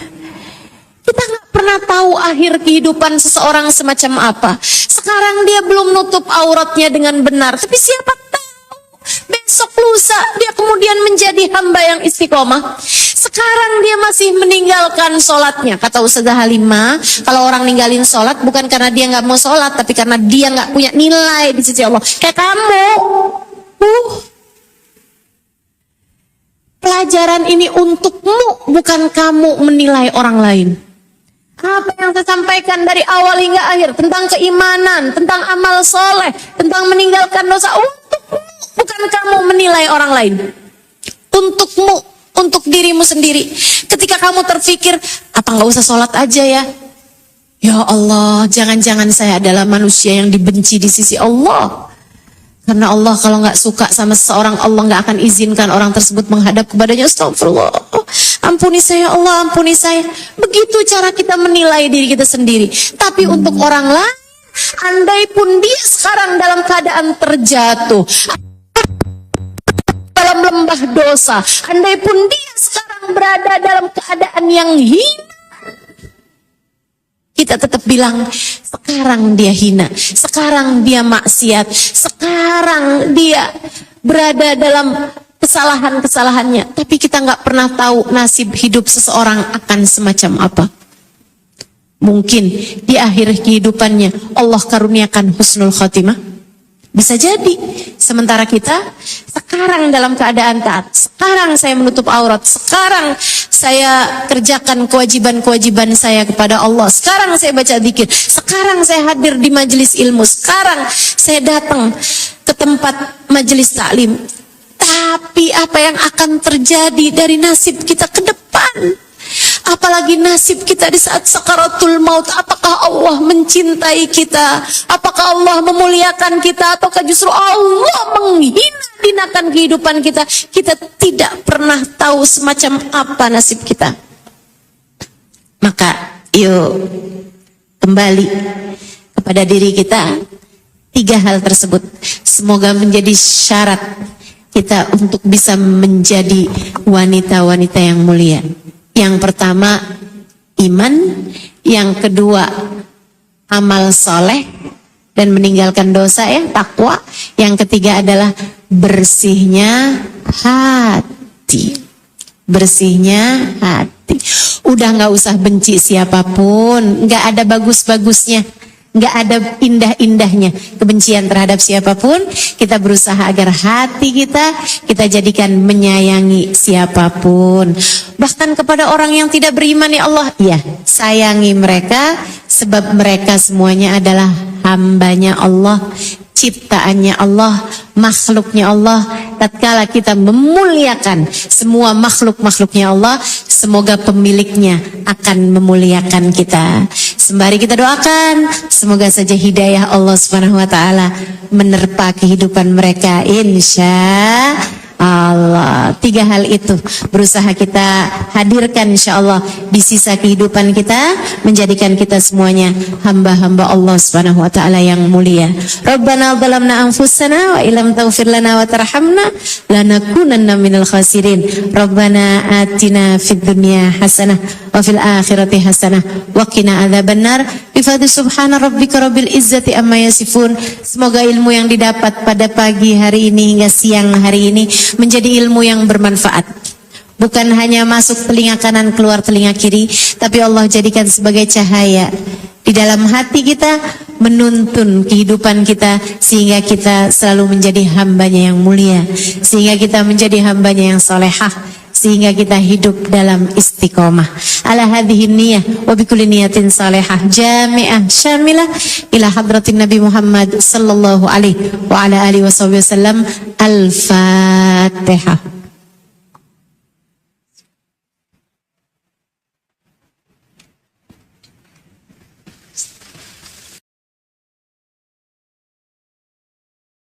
Sekali lagi kita niatkan hajat-hajat kita semuanya. Saya tahu pasti masing-masing ada punya hajatnya yang khusus antara dia dengan Allah Subhanahu wa taala, entah itu urusan keluarga, entah itu urusan ekonomi atau urusan apapun aja, terutamanya urusan hati kita, urusan akhirat kita. Kita meminta sama Allah Subhanahu wa taala semoga Allah karuniakan kepada kita apa yang menjadi hajat-hajat kita. Al-Fatihah. Anallah yaqdi lana jami'al hajat. Silahkan sebutkan hajat-hajatmu.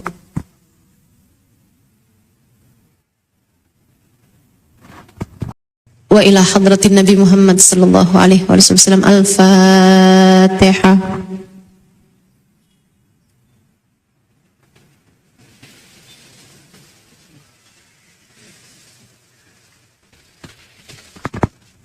Saya akan baca doa maulid yang tadi maulidnya telah dibaca ya. Allahumma salli wa sallim mubarak alaihi wa ala alihi. Bismillahirrahmanirrahim. Alhamdulillahi rabbil alamin. Allahumma salli wa sallim ala sayyidina Muhammadin wa ala alihi wa sahbihi ajma'in. Wa laqad ashartu lil atimin awsafuhu tuhyil quluba tuhayyijul ashjana. والله قد أدنى عليه فما يساوي القول منا أو يكون ثنانا آمين لكن حبا في السرائر قد دعا لمده صفوة ربنا وحدانا وإذ امتزجنا بالمودة ها هنا نرفع أيدي فقرنا ورجانا للواحد الأحد العلي إلهنا متوسلين بمن إليه دعانا مختاره وحبيبه وصفيه زين الوجود به الإله حبانا يا ربنا يا ربنا يا ربنا بالمصطفى اقبلنا أجب دعوانا أنت لنا يا ذخرنا في هذه الدنيا وفي أخرانا يا الله أصلح لنا الأحوال واغفر ذنبنا ولا تؤاخذ ربي إن أخطأنا واطلب بنا في نهج طه المصطفى ثبت على قدم الحبيب خطانا أرنا بفضل منك طلعة أحمد في بهجة عين الرضا ترعانا واربط به في كل حال حبلنا وحبال من ودى ومن والانا والمحسنين ومن أجاب نداءنا وذوي الحقوق وطالبا أوصانا والحاضرين سعيا في جمعنا ها نحن بين يديك أنت ترانا ولقد رجوناك فحقق سؤلنا واسمع بفضلك يا سميع دعانا وانصر بنا سنة طه في بقاء الأرض واجمع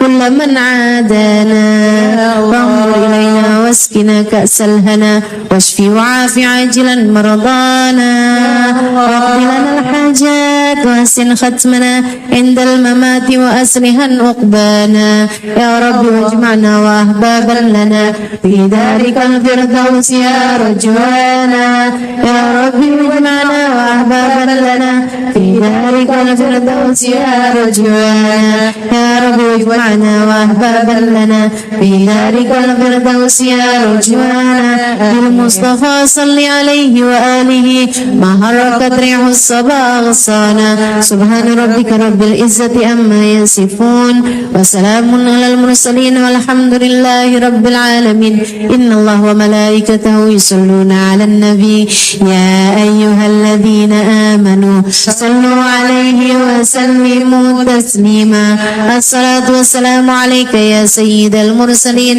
الصلاة والسلام عليك يا خاتم النبيين الصلاة والسلام عليك يا من أرسلك الله رحمة للعالمين ورضي الله تعالى عن أصحاب رسول الله أجمعين دعواهم فيها سبحانك اللهم وتحيتهم فيها سلام وآخر دعوانا أن الحمد لله رب العالمين فاتح بالقبول وتومي كل سول وإلى حضرة الرسول الفاتحة.